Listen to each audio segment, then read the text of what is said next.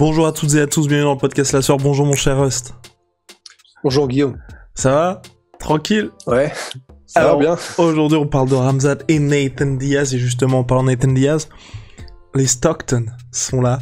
Donc, straight out of 209, et celui-là c'est devenu mon préféré instantanément. Ah mais putain Guillaume, depuis ce matin là, il est dessus. Parce qu'on vient de les recevoir, le Durden. Alors là, piment rouge, gingembre, fruit de la passion, les gars. En vrai, vous n'imaginez pas. Ça se mangerait. En fait, il sent le bonbon en fait. Exactement. C'est très étrange. Ouais. Comme la vie, finalement. La vie est un bonbon. Et donc bref, il y a le pack BMF, c'est disponible sur onai.fr. N'hésitez pas, pour les fêtes de fin d'année, pour Noël, ça fait toujours plaisir, un petit savon. On parle de Khamzat Chimaev et de Nathan Diaz, mais avant ça, on lance le générique. Soit.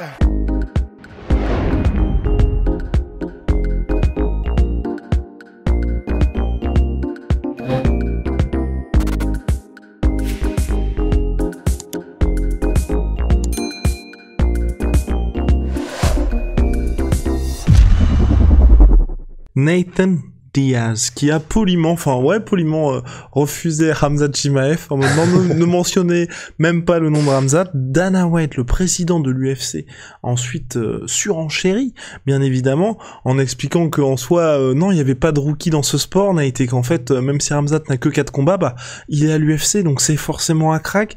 Donc on voit bien là aujourd'hui que l'UFC a envie de faire ce combat-là, Nate Diaz contre Khamzat Chimaev. De son côté, Khamzat lui a envie d'affronter tout le monde, tout simplement. On rappelle que Nate Diaz, il ne lui reste plus qu'un seul combat sur son contrat UFC, et nous, personnellement, on est de l'avis Nate Diaz. Ah bah complètement. Ouais. Honnêtement, il a absolument raison. Honnêtement, qu'est-ce qu'il aurait à gagner à affronter Khamzat? C'est ça la vraie question en fait. Si on se met un peu dans les chaussures de Nate Diaz, qu'est-ce qu'il a à gagner? Il affronte un mec qui, c'est vrai, alors il vient de battre Li Jingliang et Gerald Meerschaert, qui sont des bons vétérans. Il est classé numéro 11, mais même s'il est sur une pente ultra ascendante et que Dieu sait jusqu'où il va arriver, pour l'instant, il ne l'a pas encore fait. C'est-à-dire que quel que soit son futur, pour l'instant, on n'y est pas encore. Donc, ce qu'affronterait Nate Diaz là, tout de suite en l'état, c'est quelqu'un qui n'a pas encore fait son nom dans le sport et qui est numéro 11. Nate Diaz, on le sait, grosso modo, il peut affronter qui il veut. Il pourrait presque affronter Ousmane. Enfin, dans le sens, au niveau médiatique, l'UFC s'y retrouverait. L'UFC, si jamais il y a un petit trou de souris par lequel il peut faire un combat comme ça, il le ferait parce que ça fera du chiffre. Kamaru Ousmane aussi, il l'a dit parce que ça fera du chiffre. Donc en fait, la vraie question, c'est quel intérêt Nate Diaz aurait à affronter Khamzat? Zéro, littéralement zéro. Et en plus de ça, le style, c'est le pire possible. C'est un style d'un gros lutteur ultra agressif qui essaye de te mettre au sol et de t'y maintenir et de te mettre du ground and pound, des trucs. À la limite, il y aurait le côté qu'est-ce que peut faire Nate Diaz au sol contre Khamzat, ce qui pourrait être intéressant. Mais ça fait beaucoup de risques pris quand même. Quand t'es un nom comme Nate Diaz et que t'as déjà tout connu, c'est vrai que moi je me souviendrai toujours, il y avait dans le monde du jiu-jitsu brésilien, il y avait c'est Kron Gracie qui avait dit un jour à propos de Marcelo Garcia, qui est un des GOAT du jiu-jitsu brésilien, je ne me permettrai pas de call out Marcelo Garcia parce que on n'est pas dans le même monde, même si théoriquement on est au même niveau de compétition, mais on n'est pas dans le même monde. J'ai trop de respect pour lui, je ne le ferai pas. Donc bon, après c'est complètement différent parce que là c'est littéralement Nate Diaz pourrait apporter à Khamzat le fait d'aller encore plus vite vers le titre, même si je suis d'accord avec vous tous, hein, c'est pas Nate Diaz qui est normalement le maître étalon de qui a le titre ou pas, mais dans le business UFC plus que le sport, probablement que oui. Donc voilà, Khamzat appelle Nate Diaz. Nate Diaz n'a aucun intérêt à prendre le combat, quelle que soit la métrique qu'on regarde. Et d'ailleurs, je sais pas si t'as vu, je finirai là-dessus. Je sais pas si t'as vu. Cela dit, quelle que soit la métrique, je me permets de te couper Rust, Khamzat Chimaev est quand même mieux classé que Nate Diaz chez les welterweight. Ouais, mais Nate Diaz, il est dans son propre classement. Nate Diaz, il y a plus de classement. Nate Diaz, il affronte Leon Edwards qui est numéro 5 alors qu'il a pas gagné de combat depuis je sais pas combien de temps. Numéro 3, Leon Edwards. Numéro 3. Numéro 3, voilà, au calme. Il fait un truc contre Leon Edwards pendant 30 secondes. Ça lui garantit d'affronter un autre gigantesque nom sur les 15 années à venir. Enfin, c'est Nate Diaz, en fait. C'est-à-dire que les chiffres n'ont plus d'importance avec Nate Diaz. C'est une licorne dans le monde du MMA qui fait que qui tu sois, si tu combats Nate Diaz, c'est à un niveau moindre, mais c'est un peu comme Conor, c'est un peu le ticket en or, quoi. Et le ticket d'or. Mais et du coup, je sais pas si t'as vu aussi Nate Diaz qui a fait mais la classique crotte de nez à Connor. Tu sais, c'est vraiment, tu sais, les meilleurs ennemis qui peuvent pas s'empêcher de se jeter Oui, des de tournoules, suggérer un combat entre les deux, oui. Alors Connor était ouais, tranquille dans voilà. son coin.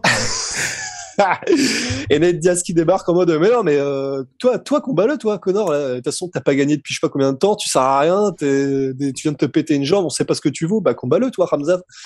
Donc magnifique, et Connor qui s'est empressé de dire no problem bitch, enfin aucun problème, petite salope du coup en l'occurrence.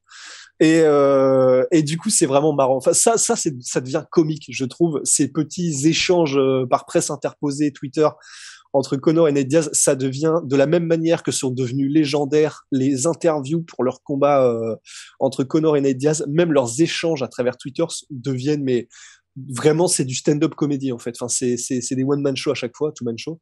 Donc voilà où on en est en tout cas. Pour l'instant, donc bien évidemment, pas de date de retour pour Nate Diaz, pas de date de retour pour Hamzat. J'ai juste peur, là, j'ai l'impression que l'UFC va refaire ce qu'ils avaient fait pour Nate Diaz entre fin 2016 et son retour en 2019. Où d'un côté, on a Nate Diaz qui a envie d'être parmi les top fighters de la catégorie, qui veut aussi être payé autant qu'il le souhaite, bien évidemment, et l'UFC qui a d'autres plans pour lui.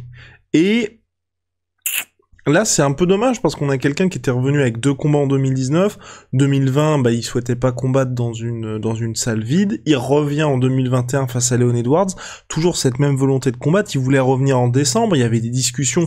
Il avait même mis le doigt sur un combattant qui était pour le coup assez intéressant pour lui, c'est à savoir Vicente Luque qui était classé, qui lui-même avait envie d'affronter Nate Diaz. Il y a eu aucun retour de l'UFC à ce sujet. Moi, j'ai vraiment peur d'une nouvelle mise au placard. Et sachant que là, c'est une mise au placard où, pour Nate Diaz, on s'en inquiétait déjà en 2016 et 2019 parce qu'il avait plus de 30 ans, mais c'était, on veut dire, du bon côté des 30 ans. Là, il va lentement mais sûrement vers les 40 piges. Ce serait vraiment dommage, tu vois, de se dire que ce qui reste des bonnes années de Nate Diaz, on ne puisse pas y avoir droit.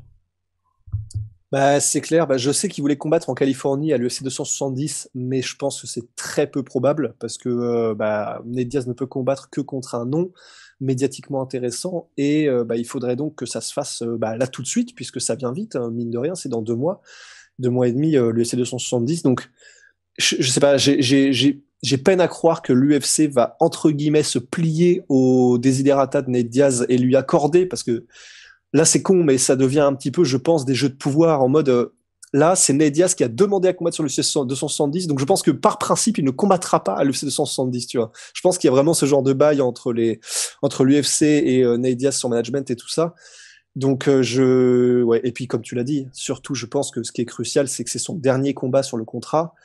Donc, l'UFC, en sachant probablement que Nate Diaz ne re-signera pas, enfin, on sait jamais, mais il y a moyen qu'ils testent un petit peu les autres organisations, et des organisations qui seront prêtes à le payer des fortunes. Nate Diaz, c'est sûr et certain.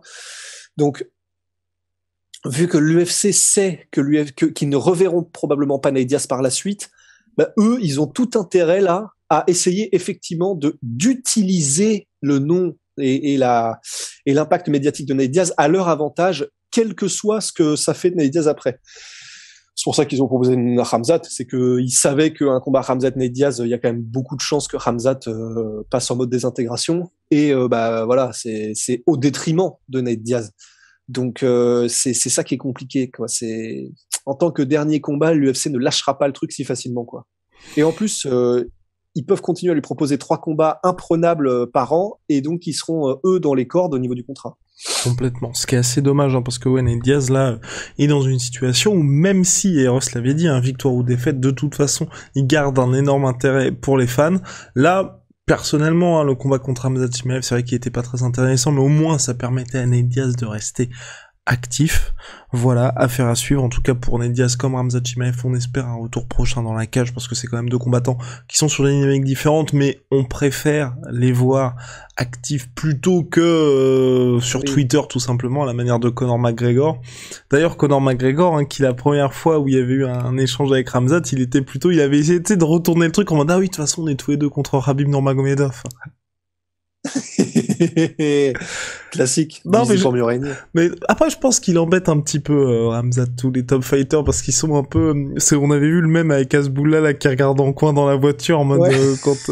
C'est exactement ça. Je suis sûr qu'ils sont tous en mode. Rentre dans TDM. C'est ça. S'il vous plaît, non, s'il vous plaît, pas de call-out de Ramzat Chimaev, parce que à part Gilbert Burns. Et honnêtement, tu vois, je pense qu'il mériterait d'avoir ce combat-là contre Ramzat, et qu'il soit bien payé, bien évidemment, pour le faire, mais il y a vraiment personne qui est favorable à ça. Il y en a des autres, c'est comme, non, tranquille, je vais attendre le title shot, y a pas de souci. C'est clair, il y a personne qu'on entend vraiment qui fait des pieds et des mains sur les réseaux sociaux pour combattre Ramzat. Et c'est à prendre avec des pincettes, c'est Dana White qui le dit, mais Dana White donc le dit apparemment vraiment personne, même derrière les rideaux, ne cherche à combattre Ramzat. C'est-à-dire que c'est Gilbert Burns, je sais pas où ça en est, donc probablement qu'il est en mode je veux bien, mais il y a intérêt à salement me rincer. Et donc visiblement l'UFC n'a pas encore lâché les billets violets. Mais sinon je pense qu'il est bloqué. Je pense qu'il est un peu dans la case Islam Makhachev, comme Islam Makhachev l'a été pendant longtemps, Ramzat, à savoir les seuls moyens qu'a trouvé l'UFC effectivement de lui faire prendre de l'intérêt pour les combattants classés devant, c'est donc lui-même de le mettre dans le top 15 ou dans le top 10, mais ça ne suffira probablement même pas parce que donc personne ne veut avoir affaire à Ramzat, quoi. C'est vraiment la bête noire. À suivre, en tout cas mon cher Rust. Big shout, vous le savez, à MySweetPea, MySweetProtein, moins 38% sur tout MyProtein avec le code la sueur, et puis Venom, sponsor de l'UFC, sponsor de la sueur. On se retrouve très très vite pour de nouvelles aventures. Allez, see ya.